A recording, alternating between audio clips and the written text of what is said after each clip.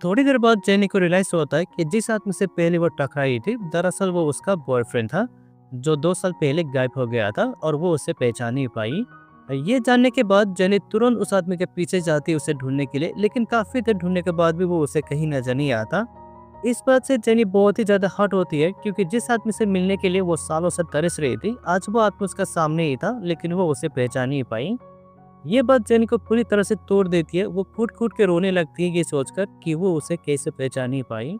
तो कहानी की शुरुआत होती है चोय नाम के आदमी को दिखाते हुए। चोय एक शांत स्वभाव टाइप का आदमी था। वो ना तो किसी से बात करता था और ना तो कोई उसका दोस्त था। वो हमेशा बस अपने काम में बिजी रहता था। चोय को देखकर ऐसा लगता है कि वो काफी दर्द से गुजर रहा हो। एक दिन चोय का जॉब पार्किंग लॉट में लग जाता है, क्योंकि वहाँ पे काम करने वाला एक बूढ़ा आदमी वो दूसरा सिटी ट्रांसफर होने वाला था। रात को चोय अपनी ड्यूटी करते हुए वो काफी ध्यान से बॉक्सिंग मैच भी देख रहा था, पर तभी अचानक से उसके बुत के अंदर एक अनजान लड़की आ जाती है और आते हुए चोय को काफी सारे खाने की चीजें दे देती है। चोय ये देखकर चौंका इसका, लेकिन जब वो लड़की उससे बात कर रही थी तो वो उसे सीधा देख रही थी, जिसे चोय समझ जाता है कि ये लड़की देख नहीं सकती। और जैसे ही जेनी को पता चलता है कि चोय उसका दादाजी नहीं है, तो वो चोय को दिए हुए सारा खाना वापस ले लेती है। और पूछने पर चोय बताता है कि दादाजी का ट्रांसफर दूसरा सिटी में हुआ है और आज से वो यहाँ काम करने वाला है। ये जानने के बाद जेनी थोड़ी सी दुखी होती है, क्योंकि वो अक्सर यहाँ आकर उस बूढ़े आदमी के साथ टीवी देखती थी। तो फिर जेनी उससे माफी मांगकर वहाँ से जाने लगती है, लेकिन ज्यादा बारिश होने के कारण वो वहाँ से जा नहीं पा रही थी। ये देखकर चोई हेसिटेट होते हुए जेनी के पास जाकर उसे सिक्योरिटी रूम के अंदर आने के लिए इनवाइट करता है और कहता है जब तक बारिश रुक नहीं जाती तब तक तुम अंदर आके टीवी देख सकती हो। चोई वही प्रोग्राम लगाता है जो जेनी अक्सर उस बूढ़े आदमी के साथ देखा करती थी। और जब जेनी टीवी देख रही थी तो चोई बस उसे ही देख रहा था, क्योंकि जेनी बहुत ही ज्यादा खूबसूरत थी। लेकिन जैसे ही जेनी उसकी ओर मुड़ती है तो चोई अपनी नजरें घुमा लेता है, क्योंकि उसे लगा शायद जेनी उसे नोटिस कर रही है। और जैसे ही बारिश रुक जाती है तो जेनी वहां से जाने लगती है, लेकिन जाने से पहले वो चोई को वो खाना दे देती है जो उसने उस बूढ़े आदमी के लिए लेकर आई थी। और साथ ही साथ वो उसे नाइट जस्मिन फ्लावर का भी ख्याल रखने को कहती है। चोय उसे कुछ भी नहीं कहता, पर अंदर ही अंदर वो जेनी से मिलके बहुत ही ज्यादा खुश था। जेनी एक कॉल सेंटर में काम करती थी और उसका बॉस उससे बात करने के बहाने अक्सर जेनी को गलत तरीके से छुआ करता था, लेकिन जेनी उसे कुछ भी नहीं कहती, क्योंकि उसके पास बस ये एक काम था सर्वाइव करने के लिए। अगले दिन हम चोय को उसके पुराने खुद से माफी मांगते हुए देखते हैं, जहाँ वो उसे कहता है कि जो भी मैंने आपके साथ किया है वो उसे भूलने को कहता है। लेकिन वो खुद चोय के ऊपर बहुत ही ज्यादा गुस्सा होता है ये कहकर कि तेरे वजह से मैंने अपने बच्चों को भूखा रखा, लेकिन तुझे किसी भी चीज की कमी होने नहीं दी। और वो चोय का गद्दार कहकर वहां से चला जाता है। चोय जब वहां से जा रहा था तो वहां पे एक और पोस्ट था, जो वो उन लोगों को चोय के बारे में बताता है कि चोय ने 2007 के चैंपियनशिप में काफी सारे मेडल्स अपने नाम किया था और उस समय का वो एक अनडिफिटेबल फाइटर था। वहां पर एक और फाइटर होता है जो अभी के टाइम का चैंपियन था। वो चोय को फाइट के लिए चैलेंज करता है, लेकिन चोय उसके साथ फाइट करने के लिए मना कर देता है। चोय के कोच भी आकर उसे उस फाइटर के साथ फाइट करने को कहता है, लेकिन जब चोय नहीं मानता तो वो कोच उसे गुस्सा होकर चाटा मार देता है और चोय उसे बिना कुछ कहे वहां से चला जाता है। रात को चोय जब अपने काम में था तो एक बार फिर से जेनी उस प्रोग्राम को देखने के लिए आती है, और जब वो दोनों टीवी देख रहे थे तो जेनी उसे खिड़कियां खोलने को कहती है, क्योंकि चोय के पैरों से स्मेल आ रही थी। इससे चोय बहुत ही ज्यादा एम्ब्रेस फील करता है और कभी खुद पे ध्यान न देने वाला चोय आज पहली बार अपने इमेज का कदर करने लग जाता है और बाहर आके अपने आप को साफ कर लेता है। प्रोग्राम खत्म होने के बाद जब जेनी वहां से जा रही थी तो चोय उसे उसका वो बॉक्स वापस करता है जिसमें जेनी ने उसे खाना दिया था, और साथ ही साथ वो जेनी को कुछ पीसेस भी दे देता है, जिससे जेनी बहुत ही ज्यादा खुश होती है और अपना हाथ बढ़ा के वो उसे अपना नाम बताती है। लेकिन चोय उसके साथ हाथ मिलाने में हेसिटेट कर रहा था, क्योंकि वो एक गुमसुम रहने वाला टाइप का इंसान था। और जब जेनी कहती है कि कोई किसी से हाथ मिलाने के लिए आगे बढ़ा रहा हो तो उसे भी उसके साथ हाथ मिलाना चाहिए। चोय जब उसे हाथ मिलाता है तो जेनी को उसका हाथ बहुत ही ज्यादा हार्ड लगता है। और जब वो चोय से पूछती है कि तुम करते क्या हो, तो चोय उसे कुछ भी नहीं बताता। जेनी जब अपने घर पर होती है तो लीकेज के कारण उसका पूरा फ्लोर में पानी भर जाता है। वो उसे साफ करने की कोशिश करती है, लेकिन दिखाई न देने के कारण वो कुछ भी कर नहीं पाती, जिससे वो बहुत ही ज्यादा दुखी होती है। अगले दिन चोय साफ कपड़े और नए जूते पहनकर जेनी का इंतजार करता है, क्योंकि अब उसे जेनी के साथ काफी अच्छा महसूस होने लगा था। और जैसे ही जेनी के आने का आवाज उसे सुनाई देता है तो इससे चोय को काफी ज्यादा सुकून मिलता है। जेनी उसके जूते की खुशबू से पहचान लेती है कि चोय ने आज नया जूता पहना है। और जब वो ये बात चोय से पूछते तो चोय बताता है कि उसने ये जूता बहुत ही दिन पहले खरीदा था। फिर वो दोनों मिलकर प्रोग्राम को देखने लग जाते हैं, और जब जेनी प्रोग्राम को देख रही थी तो वो इमोशनल होकर रोने लग जाती है, जहाँ वो चोय को बताती है कि जब हम चीज़ों को देख नहीं पाते तो हम उन चीज़ों को ज़्यादा महसूस कर सकते हैं। प्रोग्राम खत्म होने के बाद जब जेनी घर जा रही थी तो उसके साइड से एक गाड़ी जोर से हॉर्न बजा के निकलती है, जिससे जेनी घबरा के नीचे गिर जाती है। और इससे पहले वो अपने हाथ टूटे हुए कांच पर रखती तभी चोई आके उसे रोक लेता है, लेकिन ट्रे के ऊपर गिरने के कारण जेनी के पैर पर मोच आ जाती है। ये देखकर चोई अपने कान दूसरे आदमी को संभालने को कहकर वो तुरंत जेनी को हॉस्पिटल लेकर जाता है। और अस्पताल से पटिया करने के बाद जब चोई उसे घर छोड़ने को जा रहा था तो चोट लगने के कारण जेनी चल नहीं पा रही थी। तो फिर वो उसे अपने कंधों पर उठाकर लेकर जाता है। वहाँ पर काफी ढेर सारी सीढ़ियाँ थी, जिस कारण चोई पूरी तरह से थक जाता है। और कुछ देर आराम करने के बाद जेनी उसे एक और काम करने को कहती है। दरअसल उसका घर का ड्रेन पाइप अटक गया था, तो वो उसे खोलने को कहती है। जेनी के ड्रेन पाइप पर एक कपड़ा अटक गया था और जब उसे पता चलता है वह कपड़ा उसका इनोवर है तो जेनी फट से उसे छीन लेती है। चोई जब वहाँ से जाने वाला था तो जेनी उससे कॉन्सर्ट के 2 टिकट देती है, ये कहकर कि तुम यहाँ अपने दोस्त के साथ जा सकते हो। लेकिन चोई के कोई भी दोस्त नहीं था, तो फिर जेनी कहती है ठीक है, तो हम दोनों इस कॉन्सर्ट पे जा सकते हैं। जिसे सुनने के बाद चोई बहुत ही ज्यादा खुश होता है और उसके जितने भी सारे थकान थे खुशी के मारे वो सब गायब हो जाता है। इधर जेनी भी चोई के बारे में सोचते हुए काफी खुश हो रही थी, क्योंकि उसे चोई के साथ काफी अच्छा लगने लगा था। अगले दिन जेनी सैलून में जाके अपने लिए मेकअप करवाती है ताकि वो चोई के सामने अच्छा दिख सके, और साथ ही साथ वो अपने लिए एक अच्छा ड्रेस भी चुन लेती है। चोई जब जेनी को देखता है तो वो उसे देखता ही रह जाता है, क्योंकि जेनी आज बहुत ही ज्यादा खूबसूरत लग रही थी। कॉन्सर्ट के अंदर भी चोई बस जेनी को ही देख रहा था, और जैसे कॉन्सर्ट खत्म होता है तो वो दोनों एक रेस्टोरेंट में जाते हैं। जब वो दोनों खाना खा रहे थे तो जेनी चोई को उसके पास के बारे में पूछने लग जाती है, जिससे चोई बहुत ही ज्यादा गुस्सा होता है, क्योंकि वो अपने पास को याद करना नहीं चाह रहा था। और ये बात चोई काफी सख्त आवाज में जेनी को कहता है, जिससे वो बहुत ही ज्यादा हर्ट होती है। और जब जेनी वहां से जाती है तो चोई को रियलाइज होता है कि उसे इस तरह से जेनी के साथ बात करना नहीं चाहिए था।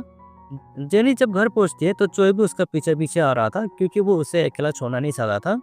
फिर चोई उसे बताता है कि वो पहले एक बॉक्सर था, और ये भी सच है कि वो एक बहुत ही बुरा इंसान था, लेकिन अब वो अपने बीते हुए पल को भुलाकर एक नई जिंदगी जीना चाहता है।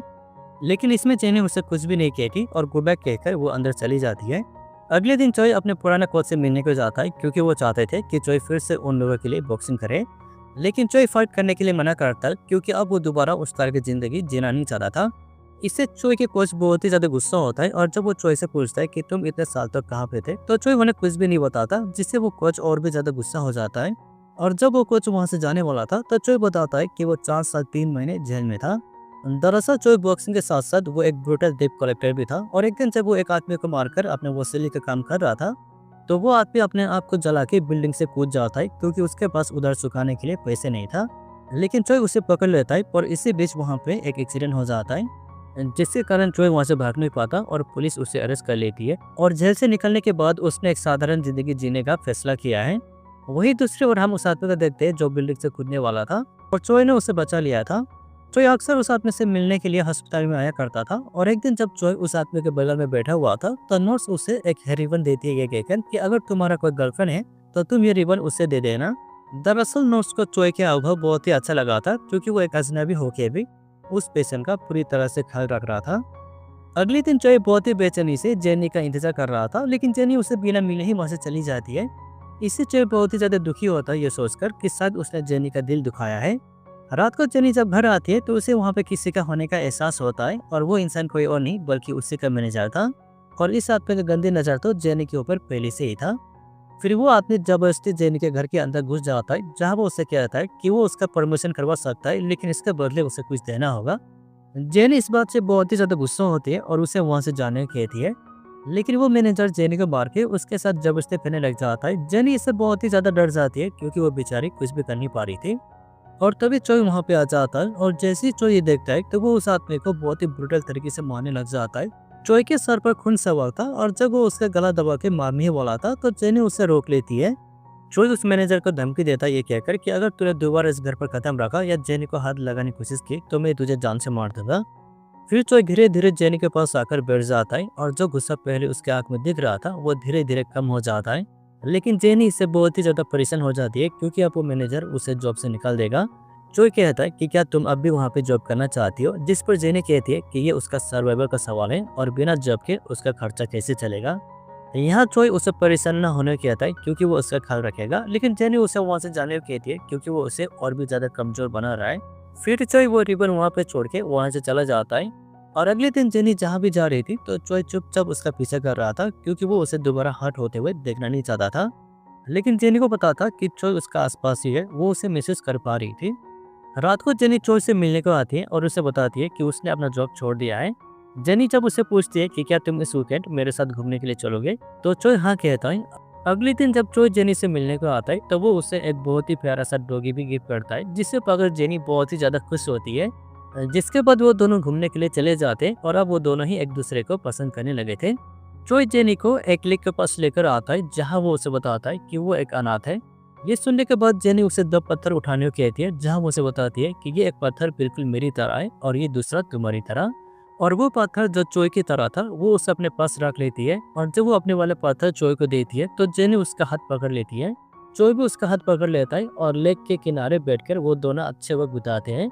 और जो दो इंसान इस दुनिया में पूरी तरह से अकेले थे, अब वो एक हो चुके थे। अगले दिन ट्रॉय अपने पुराने कोच से मिलकर कहता है कि वो दोबारा बॉक्सिंग में आना चाहता है ताकि वो जेनी को एक अच्छी लात दे सके। लेकिन उससे कोच उसे बॉक्सिंग के बदले यूएफसी फाइट की तैयारी करने को कहता है, क्योंकि अब बॉक्सिंग में पहले की तरह पोटेंशियल नहीं था। इसके बाद ट्रॉय अपने ट्रेनिंग में मेहनत करने लग जाता है और साथ ही साथ वो जेनी का ख्याल भी रख रहा था। ट्रॉय जो हमेशा अंधेरे में रहने वाला लड़का था, वो जेनी के लिए अपने रूम के सारे कवर को हटा देता है और साथ ही साथ वो अपने घर को भी रिनोवेट करता है ताकि जेनी को रहने में कोई भी अनकंफर्टेबल ना हो। ट्रॉय जब उसे अपने घर लेकर आता है तो जेनी पहली बार उसे छूती है ताकि वो उसके चेहरे को महसूस कर सके, और फिर धीरे धीरे वो दोनों यहीं पे क्लोज हो जाते हैं। अब उन दोनों की जिंदगी में कोई भी अंधेरा नहीं था, वो दोनों बहुत ही ज्यादा खुश थे। ट्रॉय की मेहनत और उसके पुराने स्किल से वो अपने सभी ओपोनेंट को आसानी से हरा देता है, जिससे उसके कोच भी बहुत ही ज्यादा खुश थे। ट्रॉय बहुत ही जल्द अपना नाम यूएफसी के हेडलाइंस में लेकर आ जाता है और वो फिर से एक और बार अनडिफिटेबल फाइटर बन जाता है। जेनी ट्रॉय के बॉडी को रिलैक्स करने के लिए वो बुक से मसाज टेक्निक भी सीखती है। उन दोनों के बीच सब कुछ सही चल रहा था, लेकिन एक दिन जेनी उसे अपने मॉम डैड की कब्र पर लेकर आती है, जहां वो उसे उस कार एक्सीडेंट के बारे में बताती है जिससे उसकी आंखें रोशनी चली गई थी। उस रात को जब वो ड्राइव कर रही थी तो उसने जलते हुए आदमी को गिरते हुए देखा था, जिस वजह से उसका ध्यान भटक गया था और उसका कार का एक्सीडेंट हो गया था। और उस एक्सीडेंट में उसने अपने मॉम डैड के साथ साथ अपने आप भी खोई थी। ये सुनने के बाद ट्रॉय एकदम से शांत होता है, क्योंकि ये सब उसके वजह से हुआ था। दरअसल उस रात को जिस कार का एक्सीडेंट उसने देखा था वो जेनी की ही कार थी। इसे जानने के बाद ट्रॉय बहुत ही ज्यादा गुस्सा होता है, क्योंकि जेनी के साथ जो भी हुआ है उन सब के पीछे कहीं ना कहीं वो जिम्मेदार है। क्योंकि अगर वो गलत काम नहीं करता और उस आदमी से अगर वो पैसे वसूल करने को नहीं जाता तो जेनी के कार कभी एक्सीडेंट नहीं होता। रात को चोई जब घर आता है तो उसे जेनी कहीं भी नजर नहीं आता। इससे वो बहुत ही ज्यादा परेशान हो जाता है और कुछ देर ढूंढने के बाद उसे पता चलता है कि जेनी अस्पताल में है। दरअसल काम करते वक्त उसे चोट लग गई थी, और जैसे ही चोई के आने का हाल उसे महसूस होता है तो इससे जेनी बहुत ही ज्यादा खुश होती है। और इस इंसिडेंट से चोई को पता चलता है कि जेनी फिर से दोबारा देख सकती है, लेकिन ऑपरेशन महीने भर के अंदर ही करना होगा, वरना वो कभी दोबारा देख नहीं पाएगी। जो ये जान के खुश तो बहुत था, पर वो दुखी भी था, क्योंकि इस ऑपरेशन के लिए उसे $30,000 जमा करना था। जिसके बाद चोई एक नाइट क्लब पे जाता है टेसिंग से मिलने के लिए, और ये बंदा वही था जिसने चोई को पहली फाइट के लिए चैलेंज किया था। टेसिंग का कनेक्शन अंडरवर्ल्ड के साथ भी था, तो वो चोई को पैसे देने के लिए रेडी हो जाता है, पर एक शर्त पर कि उसे एक अंडरग्राउंड फाइट करना होगा। चोई जानता था कि इस फाइट में उसका जान भी जा सकता है, लेकिन वो जेनी के लिए ये रिस्क लेने के लिए तैयार हो जाता है, क्योंकि किसी भी हालत में वो जेनी का ऑपरेशन करवाना चाहता था। अगले दिन वो दोनों पार्क में खूब मस्ती करते, और जब वो लोग वहाँ से जा रहे थे तो चोई जेनी को बताता है कि उसके पास कुछ सेविंग्स बचा हुआ है और वो उसका आंखों का ऑपरेशन करवा रहा है। लेकिन जेनी कहती है कि वो इसके साथ इसी तरह से खुश है। वो बस चोई को उसके साथ हमेशा इसी तरह रहने को कहती है, लेकिन चोई बताता है कि अगर इस बार उसने ऑपरेशन नहीं किया तो वो कभी देख नहीं पाएगी। और चोई के बार बार समझाने पर जेनी ऑपरेशन के लिए मान जाती है, क्योंकि उसे चोई को भी देखना था। ये अंडरग्राउंड फाइट पूरी तरह से इलीगल था, और जो आदमी चोई को पैसे देने वाला था वो उसे अपनी पहचान छुपाने को कहता है, ताकि अगर पुलिस उसे पकड़ भी लिया तो वो उन्हें फंसा नहीं सकता। चोई भी जेनी को प्रोटेक्ट करने के लिए वो अपने सारे डॉक्यूमेंट्स को जला देता है, और जाने से पहले वो जेनी को अस्पताल लेकर जाता है, क्योंकि कल उसका ऑपरेशन होने वाला था। ऑपरेशन से पहले जेनी चोई के चेहरे को फिर से छूती है। वो घबरा रही थी, लेकिन चोई कहता है कि वो बहुत ही जल्द उसे देखने वाला है। और 2 कदम आगे जाने के बाद जेनी फिर से मुड़ के कहती है कि सबसे पहले वो उसे देखना चाहती है। चोई भी उसे वादा करता है कि वो उसके पास ही रहेगा, लेकिन वो दुखी भी था ये सोचकर कि शायद ही उन दोनों का आखिरी मुलाकात हो सकता है। इसके बाद चोई फाइट के लिए थाईलैंड पहुंच जाता है, और जैसे वो केज को देखता है तो वो बहुत ही ज्यादा डर जाता है। उसे डर था शायद जेनी उसे कभी देख नहीं पाएगी। और जैसे ही फाइट स्टार्ट होता है तो चोई का ओपोनेंट उसके ऊपर भारी पड़ जाता है, क्योंकि वो फाइटर इस केस का चैंपियन था और उसने काफी लोगों को इसी केस पे मार चुका था। और ये फाइट तब तक खत्म नहीं होगा जब तक उन दोनों में कोई मर नहीं जाता। चोय उस फाइटर से बस मार ही खा रहा था और इसी बीच उसे उसका ओपोनेंट की कमजोरी पता चल जाता है और फिर वो उसे हरा देता है। लेकिन ये देखकर तेंसुक हैरान होता है क्योंकि उसने उस माफिया को कहा था कि चोय इस फाइट को कभी जीत नहीं पाएगा। वो माफिया तेंसुक को धमकी देता है ये कहकर कि अगर तुझे जिंदा रहना है तो तुझे मेरा सारा पैसा वापस करना होगा। तेंसुक चोय को कहता है कि यह फाइट जीतने के बाद उसे उन लोगों के लिए एक और काम करना होगा वरना वो लोग उसे जिंदा नहीं छोड़ेंगे। तेंसुक उसे कुछ डायमंड अपने साथ इलीगली साउथ कोरिया एक्सपोर्ट करने को कहता है जिसके लिए वो उसे $20,000 देने के लिए भी तैयार है। वापस आते ही चोय हॉस्पिटल में कॉल करके जेनी के बारे में पूछता है जहां उसे पता चलता है कि जेनी का ऑपरेशन सक्सेसफुल हो चुका है। ये सुनकर चोय बहुत ही ज्यादा खुश होता है और जब वो तेंसुक के बताए हुए जगह पर जा रहा था तो तभी अचानक से उसे एक कार टक्कर मार देता है और फिर कुछ लोग गाड़ी से निकल के चोय के ऊपर हमला कर देता है। लेकिन वो लोग उसे पूरी तरह से मार नहीं पाते क्योंकि तभी वहाँ पे एक और कार आ जाती है जिसे देख वो लोग वहाँ से भाग जाते हैं और उसी गाड़ी के अंदर हम तेंसुक को देखते हैं यानी कि ये सब उसी ने ही करवाया था। चोय पूरी तरह से जख्मी हो जाता है और जेनी के बारे में सोचते हुए अपने आँख को बंद कर लेता है। और वही दूसरी ओर हम जेनी को देखते हैं जो पूरी तरह से ठीक हो चुकी थी लेकिन वो दुखी भी थी क्योंकि जिस इंसान को वो सबसे पहले देखना चाहते थे वो इंसान उसके पास नहीं था। और ऐसे ही करते करते कुछ दिन बीत जाते और अभी तक उसे चोय के बारे में कुछ भी पता नहीं चलता। तो फिर वो पुलिस में कंप्लेन करती है लेकिन पुलिस भी उसे ढूंढ नहीं पाते क्योंकि जेनी के पास ना तो उसके कोई फोटो था और ना तो कोई आइडेंटिटी। जिस घर पर वो लोग रह रहे थे उस घर के सभी एरिया को गवर्नमेंट डिमोलिश करने वाले थे जहाँ गवर्नमेंट के कुछ लोग आके उसे घर खाली करने को कहते हैं। और जब जेनी अपना घर खाली कर रही थी तो उसे एक पार्सल आता है जिसमें एक हेयर रिबन था जो चोय ने उसे दिया था।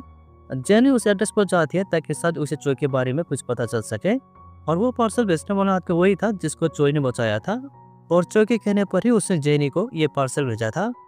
उस आदमी को जेनी के बारे में सब कुछ पता था क्योंकि जब चोय उसे मिलने को आता था तो वो बस जेनी के बारे में ही बात करता रहता था। वो जेनी को उसके एक्सीडेंट के बारे में सब कुछ बताता है जहाँ जेनी को पता चलता है कि जल्दी गिरने वाला इंसान यही था और चोय की वजह से ही उसका एक्सीडेंट हुआ था। वो आदमी ये भी बताता है कि सर्जरी से पहले चोय उसे सब कुछ बताना चाहता था लेकिन उसे डर भी था कि तुम कहीं ऑपरेशन के लिए मना ना कर दे। ये जाने के बाद जेनी बहुत ही ज्यादा हर्ट होती है और जब वो उसे चोय के बारे में पूछती है तब वो आदमी कहता है कि उसे इसके बारे में अभी कुछ भी नहीं पता। इसके बाद जेनी चोय को याद करते हुए उसे लेक के पास जाती है और चोय के बारे में सोचते हुए वो अपने पूरा दिन उसे लेक के पास ही बिताती है। जेनी चोय का मूर्ति भी बनाती है ताकि उसे चोय का होने का हर एक पल एहसास हो। इसके बाद सीन चेंज होकर हमें 2 साल के बाद दिखाया जाता है जहाँ जेनी ने अपने खुद का वर्कशॉप भी खोल लिया था लेकिन ऐसा एक भी पल गया नहीं जिस दिन उसने चोय को याद किया ना हो। जेनी अपने बिजनेस के साथ साथ हॉस्पिटल में सोशल वर्क भी करती थी। एक दिन जब वो एक बुरा आदमी का मसाज कर रही थी तो जेनी की आवाज सुनकर पास में लेटे हुए पेशेंट जाग जाता है और वो पेशेंट कोई और नहीं बल्कि चोय ही था। उस हादसे के बाद चोय बस अपना गर्दन ही हिला सकता था पर वो जेनी को उस तरह देखकर काफी खुश था लेकिन वो जेनी के साथ नजरें मिलाने की हिम्मत कर नहीं पाता। जेनी जब आके उसे मसाज करती है तो उसे छूते जेनी को चोय का महसूस होता है।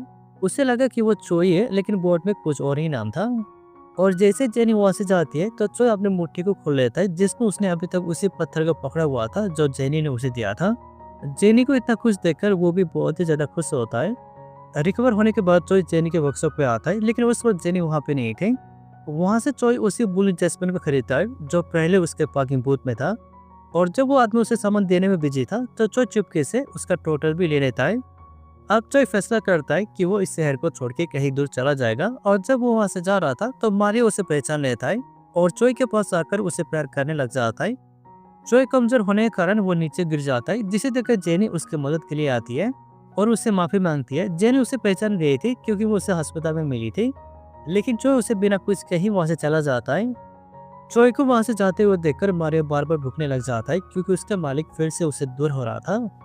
जेनी जब अपने शॉप पे आती है तो मारियो अभी भी भूख रहा था। जब उसका बॉयफ्रेंड जेनी से पूछता है कि मारियो इतना भूख क्यों रहा है तो जेनी कहती है कि मुझे भी नहीं पता क्योंकि मारियो ने अभी तक ऐसा कभी किया नहीं था। जेनी देखती है वो छोटा टोटो वहाँ पे नहीं था और जब वो अपने वर्कर से पूछती है तो वो जेनी को वहीं पे ठीक से देखने को कहता है। जेनी जब उसे पूछती है कि दुकान में कोई कस्टमर आया था क्या तो वो आदमी बताता है एक कस्टमर आया था जो लंगड़ा के चल रहा था और उसने वो बुलेट जैस्मिन भी खरीदा है। ये सुनने के बाद जेनी को रियलाइज होती है जिस आदमी से पहले वो अस्पताल में मिली थी हो ना हो वो उसी का बॉयफ्रेंड चोय है क्योंकि मारियो भी चोय की ओर ही देखकर अभी भी भूख रहा था। इसे जानने के बाद जेनी की आग भर आती है और फिर वो तुरंत बाहर जाके चोय को ढूंढने लग जाती है लेकिन काफी देर ढूंढने के बाद भी उसे चोय कहीं नजर नहीं आता। इससे जेनी बहुत ही ज्यादा हर्ट होती है क्योंकि जिस इंसान ने उसे जीना सिखाया था आज फिर से वो उससे दूर हो चुका है। जेनी वहीं पे जोर जोर से रोने लगती है, ये सोचकर कि उसने उसे पहले क्यों नहीं पहचान पाया। जेनी उस अस्पताल में चोय से मिलने को जाती है, लेकिन उसे पता चलता है कि चोय एक हफ्ते पहले ही वहाँ से जा चुका है। इससे जेनी अपने आप की हॉबी खोने लगती है। उसे कुछ समझ नहीं आ रहा था कि वो उसे कहाँ ढूंढेगी, पर तभी उसे एक जगह याद आती है जो अक्सर चोय उसे लेकर जाता था, यानी कि वो लेक साइड। चोय उसी लेक पे आया हुआ था और फिर वो अपने बैग से वो टर्टल निकाल के उसे पानी में छोड़ देता है। जिस लकड़ी के टुकड़े पे वो दला बैठा हुआ करता था, वो वहां से गायब हो चुका था और उस लकड़ी की जगह पे किसी ने वहां पे चेयर और टेबल बना कर रखा हुआ था। चोय जब उस जगह को आखिर गुड बाय बोल रहा था, तभी जेनी वहां पे आ जाती है, लेकिन चोय जेनी के साथ अपने नजरें मिला नहीं पा रहा था। तो फिर जेनी कहती है कि उसने अपना ऑपरेशन इसलिए किया था ताकि वो उस इंसान को देख सके जिसने उसे बहुत ही ज्यादा प्यार दिया था। चोय जेनी के बात सुनकर इमोशनल होता है, तो फिर जेनी उसके पास आके उसके चेहरे को छू के उसे महसूस करती है और फिर उसे हक कर लेती है और वादा करने को कहती है कि वो दोबारा उसे छोड़ के कभी नहीं जाएगा। और फिर ये मूवी यहीं पे खत्म हो जाती है।